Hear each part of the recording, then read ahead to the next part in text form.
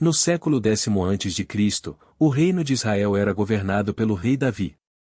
Davi era um homem forte e corajoso, mas também era um homem de paixões.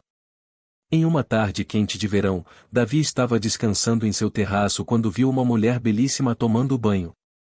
A mulher era Batseba, esposa de Urias, um dos capitães do exército de Davi.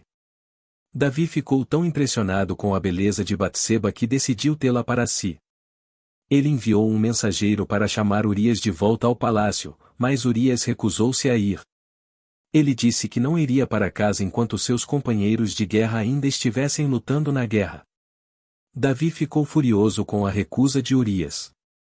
Ele decidiu então mandar Urias para uma missão suicida na frente de batalha. Davi escreveu uma carta ao comandante do exército, ordenando que Urias fosse colocado na linha de frente e que os outros soldados se retirassem, deixando-o sozinho para ser morto. O plano de Davi funcionou. Urias foi morto na batalha e Davi pôde se casar com Batseba. No entanto, Deus ficou irado com a traição de Davi. Ele enviou o profeta Natã para confrontar Davi. Natã contou a Davi uma parábola sobre um homem rico que tinha muitas ovelhas, mas que tomou uma ovelha de um homem pobre para satisfazer a fome de seu convidado.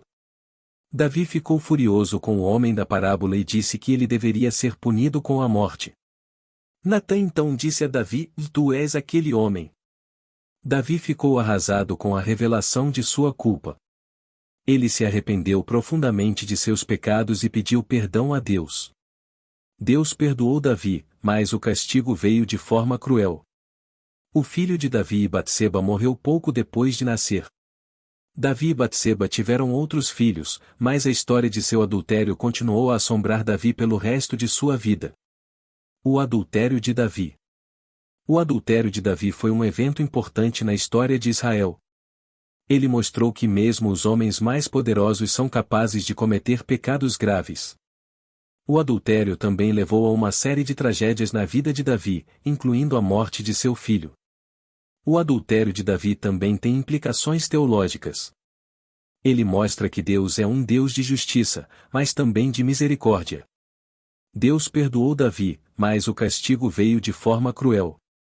Isso mostra que Deus não tolera o pecado, mas também que está disposto a perdoar aqueles que se arrependem.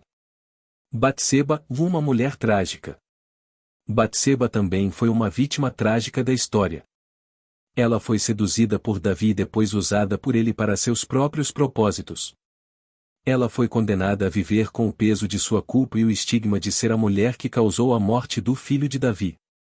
A história de Batseba é uma história de amor, traição, adultério, perdão e tragédia. É uma história que continua a ressoar até hoje.